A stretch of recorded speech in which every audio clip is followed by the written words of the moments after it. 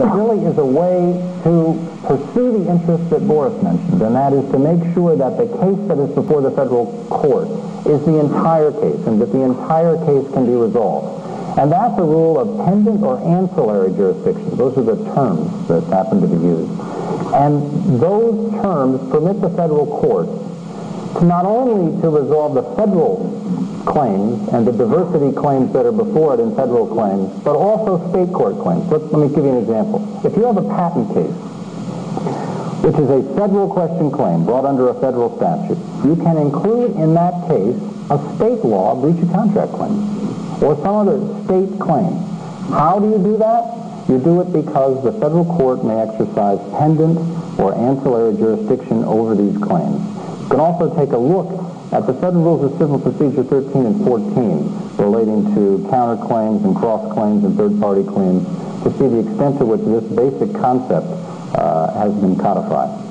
Finally, I want to touch just briefly on the whole notion of case or controversy, because the federal courts will not exercise jurisdiction over a matter that is not, in the definitional terms used by the federal courts, an actual case or controversy. Again, this is an enormously complex area. There are cases that, and volumes of treatises, again, that talk about what an advisory opinion is, when people have standing or lack standing, when an action is collusive, when it lacks justiciability, whether it's ripe or not. And the most important thing for you to realize if you've had primarily experience in the state courts is that in the federal courts this is largely a constitutional question, not just a discretionary question. It's an Article 3, Section 2 constitutional question. And the case law that has developed and been generated in that area, much of it largely in the civil rights area, is terribly complex and subject to great change, particularly depending upon the constituency of the United States Supreme Court. In any event, on both of these areas, if you think you have a problem or a question, I suggest in this area, and really in this area more than any other, you do seek some advice from someone who's had substantial federal litigation experience. Now that we know just something about the claims that can be brought, let's turn quickly to the parties and what the rules are in federal court as opposed with respect to parties, who can be sued, and also where the actions can be brought within the federal system. Douglas? Let me begin this by saying that one of the reasons why thousands and thousands of pages have been written about jurisdiction is that it is often the most fundamental aspect of any given case in federal court. And you should know that where jurisdiction is a hotly contested issue, the court has broad discretion and may actually have a plenary hearing of its own to determine whether jurisdiction is proper at all, whether it has subject matter jurisdiction or whether the right parties are before the court.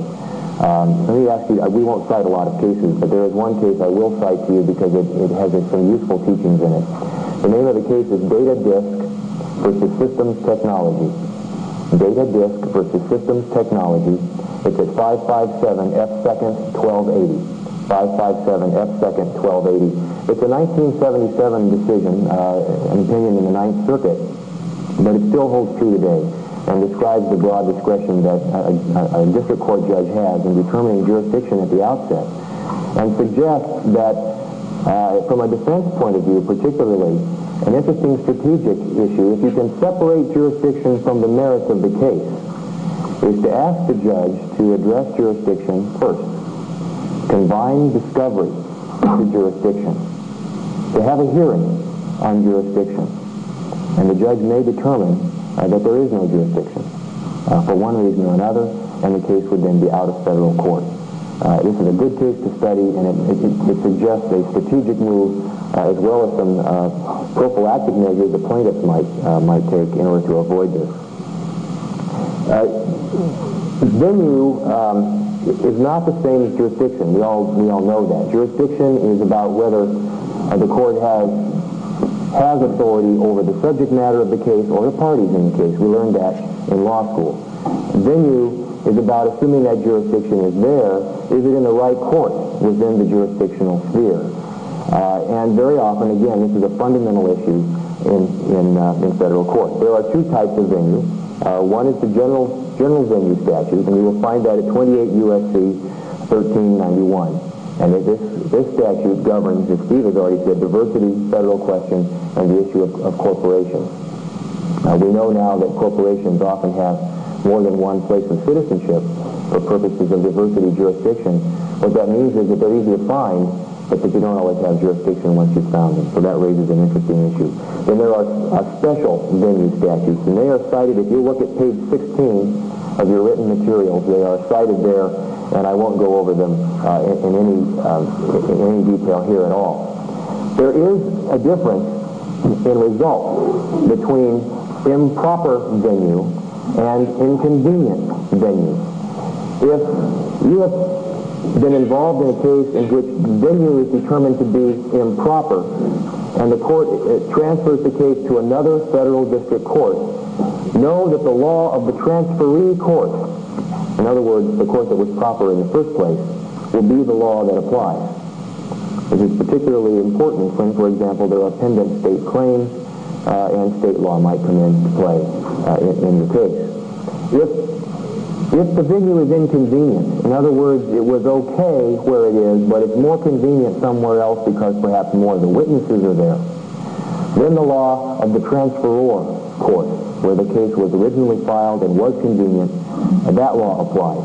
So there's a difference in results when venue is moved for one of those reasons. You should know that the federal courts anticipate the issue of indispensable parties, that is, parties without whom the case cannot be fairly litigated. And to see how that is handled, refer to Federal Rule of Civil Procedure 19. FRCP 19 will tell you about indispensable parties. Also know that the federal courts anticipate the handling of complex cases that may be pending in many districts, but involve common issues of fact or law. You've heard more than once tonight already that the federal courts anticipate big cases, sweeping everybody within the ambit of one court and resolving all the issues and not leaving a lot of things open to chance. This is an example of that. Look at 28 U.S.C. section 1407. 28 U.S.C. section 1407. This statute covers what's called multi-district litigation. Situations where the same law, the same facts, the same people are involved, but for some reason lawsuits have been filed all over the country. The Chief Justice of the United States Supreme Court appoints a panel that's called the Judicial Panel on Multi-District Litigation. It consists of 7 circuit judges and 7 district judges. And upon a motion that's made to that panel, they will determine whether this is indeed multi-district litigation, and if so, what district will handle it for pretrial purposes. There are special rules for pleading and practice in front of the panel on multi-district litigation. You should be aware of those rules. And you should also be aware that the appearance in front of this judicial panel is very, very important, because if you have filed a case in the Northern District of California and your case is transferred to Minnesota, you may have effectively lost control of the case, and the rights of your client may very well be impacted by other attorneys in other parts of the United States. So this is a very key issue, and one that if you can anticipate it and get a motion on to the judicial district, the judicial panel early, it behooves you to do that. Now that we have some idea of how a plaintiff might choose federal court, the question comes up, what about the defendant? What about the whole notion of removal? What if you're a defendant and you think the case could be, and you would like to have it litigated in federal court? How do you get it removed from federal court? And Boris is going to talk to us about that. For many of the reasons that the other panelists have talked about tonight, defendants will often, not always, but often prefer to be in federal court. You need unanimity among the jurors. You have generally more conservative veneer panels for the jury. Often you'll have judges who have more of a pro-business background than a pro-plaintiff background. And so in many cases, the defendant that's sued in state court will try to get out as quickly as possible and get into federal court. And the only way to do that is through the device of removal. And there are 2 basic points that you should keep in mind about removal.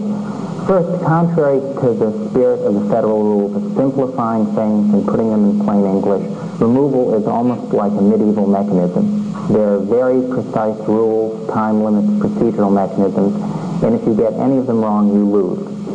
CEB has a pamphlet that is put out on removal that I think is available outside, that those of you who are involved in a removal really should get, because unless you check all the right boxes, you're in trouble.